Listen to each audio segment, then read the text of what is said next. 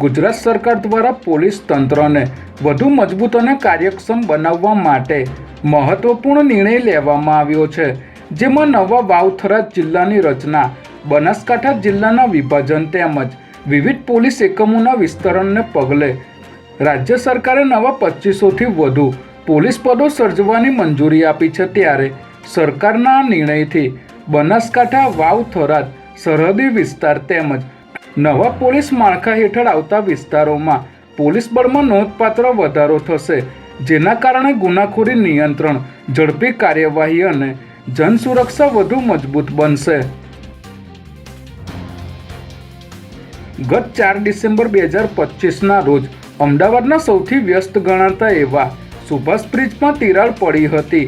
ત્યારબાદ 25 ડિસેમ્બર સુધી બ્રિજ બંધ કરવામાં આવ્યો હતો અને મ્યુનિસિપલ કોર્પોરેશન દ્વારા બ્રિજ નિષ્ણાતોની એજન્સીઓ પાસે કરાવેલો રિપોર્ટ રાજ્ય સરકાર અને મ્યુનિસિપલ કોર્પોરેશનને સોંપવામાં આવ્યો હતો। ત્યારે હવે હાલના બ્રિજનું આખું સુપરસ્ટ્રક્ચર તોડવાનું તેમજ બંને બાજુ 2 લેનનો બ્રિજ બનાવવાનો નિર્ણય કરવામાં આવ્યો છે।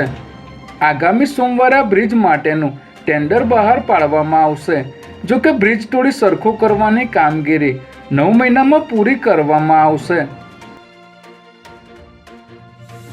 રાજ્યના મુખ્યમંત્રી ભૂપેન્દ્ર પટેલે આજે એસજી હાઈવે પર આવેલા ફન બ્લાસ્ટ ગેમ ઝોનમાં આંગણવાડીના નાના બાળકો સાથે સમય વિતાવીને બાળકો સાથે મસ્તી કરી હતી। ગાંધીનગર લોકસભા મત વિસ્તારમાં આવતા તમામ વિધાનસભાના આંગણવાડીના બાળકો દર શનિવારે ફન બ્લાસ્ટ ખાતે ગેમ ઝોનમાં રમત રમવા માટે આવતા હોય છે। ત્યારે નાના બાળકોની સાથે સમય વિતાવવા માટે મુખ્યમંત્રી ભૂપેન્દ્ર પટેલ અહીં પહોંચ્યા હતા, જ્યાં તેઓએ બાળકો સાથે ટોય ટ્રેનમાં રાઈડ લઈ રમકડાનું વિતરણ કર્યું હતું। આ કાર્યક્રમમાં સીએમ અધિકારીઓ સાથે હળવી મજાક કરતા પણ નજરે પડ્યા હતા।